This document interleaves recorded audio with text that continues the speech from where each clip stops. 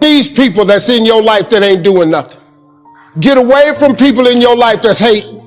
Get away from your family members that ain't ever opened a business. Get away from your family members that ain't ever followed their dream. Get away from your family members that ain't never been nowhere but to the family reunion. Ain't never been to a beach. Get away from them. Sometimes God will put an enemy in your life to keep you stirred up. He'll allow critics, doubters, discouragers, even some haters. So when you feel tired and think you want to give up, you'll keep pressing forward, shaking it off, not because you feel like it, but because you don't want to give your enemies the joy of seeing you defeated.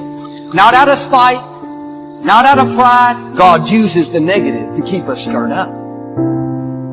There is no worse feeling than that of invisibility. You know, when you are doing your very best and it goes unrecognized, it makes it kind of harder to want to keep doing it. And when you feel unseen, especially by the people whose attention and approval you crave the most, it can create a compulsion in your life to start doing things that are not even really consistent with your character in order to receive from people a confirmation that can be taken away just as easily as it was given. Don't be fooled by all that fake love. Don't be fooled by these phony smiles. Their hugs, their I love yous. Snakes in the grass, slithering. You hear them coming a mile away. I can smell them, sniff them, I can see them, I can taste them. Some of you get blinded by them. Your so-called friends, your so-called homies, your so-called partners, your so-called girls. They there for you when everything's great. They're there for you when you ballin'. They're there for you when you rollin'. They're there for you when you got money. They're excited, girl, we gonna do this, man, bro, where we going tonight? Sad story is that when you up, they're all riding with you. When you down, there's nobody in the car with you. You are the company that you keep. Meaning, your circle of friends is an indication of who you actually are, who you are becoming. You show me your friends and I'll show you your future. Because it's just true. The people you surround yourself with are shaping your future. Someone say, check your circle. It's important who you are aligning yourself with. Walk with the wise and become wise. For a companion of fools suffers harm. That's good news. If you lack wisdom today, get around people that are wise. But look what the second part says. It says literally that a companion of fools suffers harm. Have you ever considered the reason why you're always hurt is because all of your friends are fools? If you're a person where all your friends come to you with their problems, that's because they see something in you. You're more balanced and stable. But you got to remember this old saying. If you're the smartest person in your group, you need a new group. Some of my enemies, I feel like I need to write them a check. If they hadn't have been against me, I wouldn't have played so hard. If they hadn't have made fun, I would have given up sooner. If they hadn't have told me I couldn't do it, didn't have what it takes, might have been complacent, settled where I was. It was their opposition that pushed me forward. Many times, God will use your enemies to catapult you to success more than your friends. You spend your life performing for a crowd, it'll kill you. And you're like, I'm good. I'm not a preacher. I'm not a singer. I don't perform for people.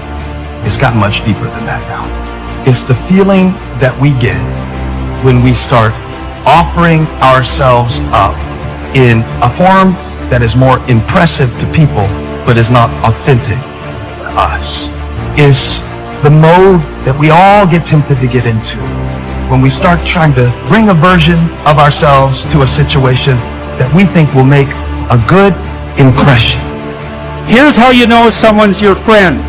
A, you can tell them bad news, and they'll listen. They won't tell you why, you're stupid and why that bad thing happened to you, and how something worse happened to them once, and, derail the whole conversation. It's like, go away from that person. They're not helpful to you, and they're not helpful to themselves either.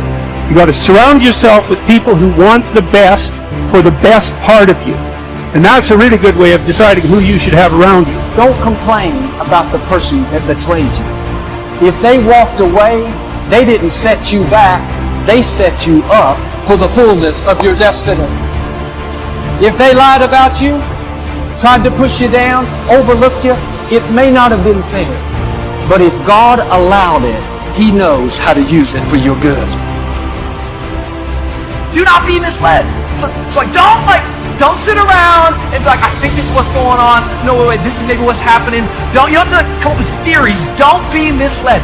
Bad company corrupts good character.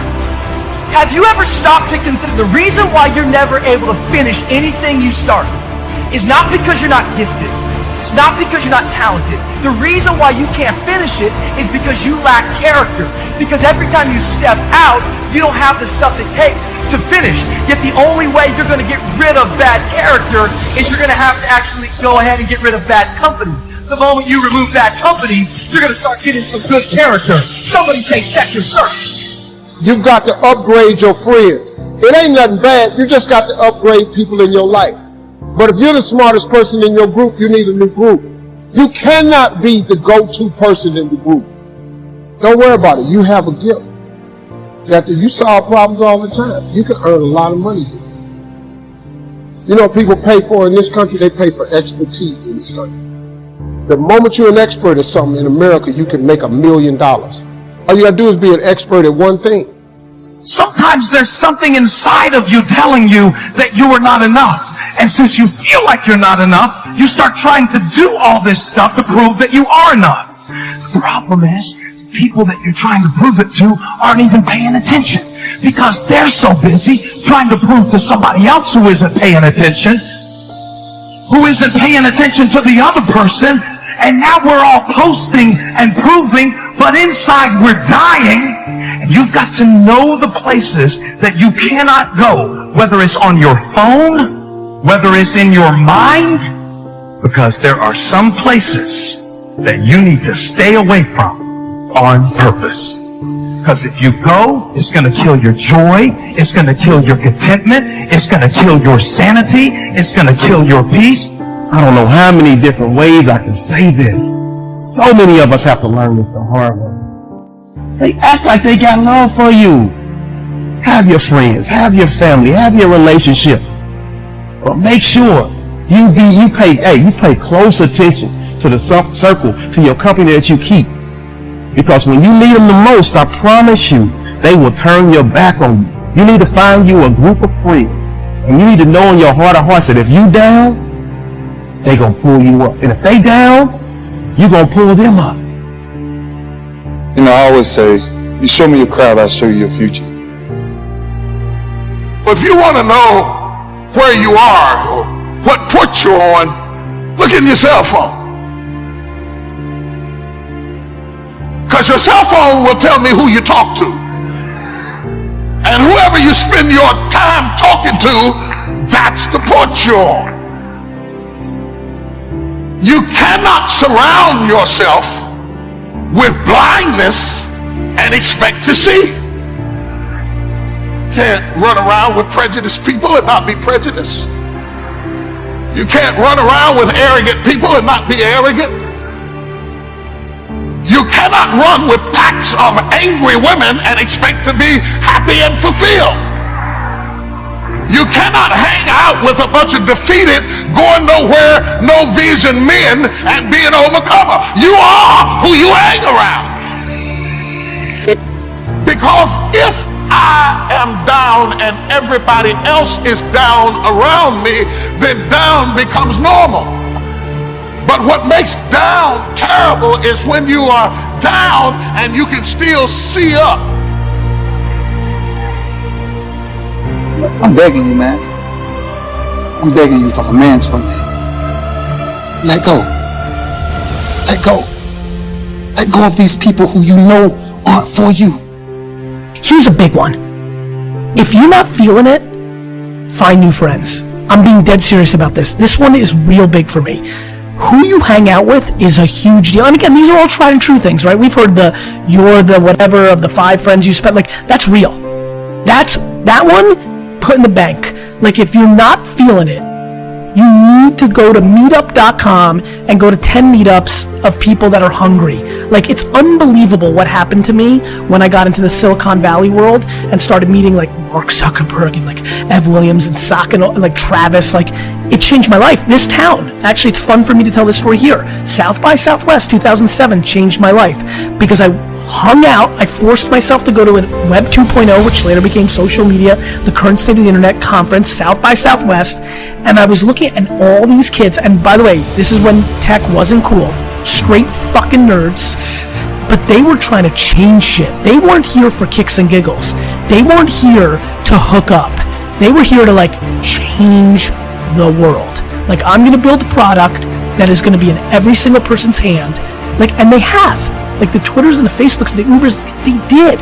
And it was the biggest impact of my career, and it's something I think a lot about now. So anyway, real practical. If you feel motivated by this conversation or you're intrigued by it, add one new winner friend. Yeah. Like, you know what I mean? 100%. Add one new winner friend and cut one loser friend. Like, yeah, I know he's been your boy since 4th grade, but he sits at home and fucking smokes weed and plays 2K all day. Like, you can only love him so much. If you look around you, take a look at the 5 people who you spend the most time with. Those people reflect not only who you are, but who you're going to become.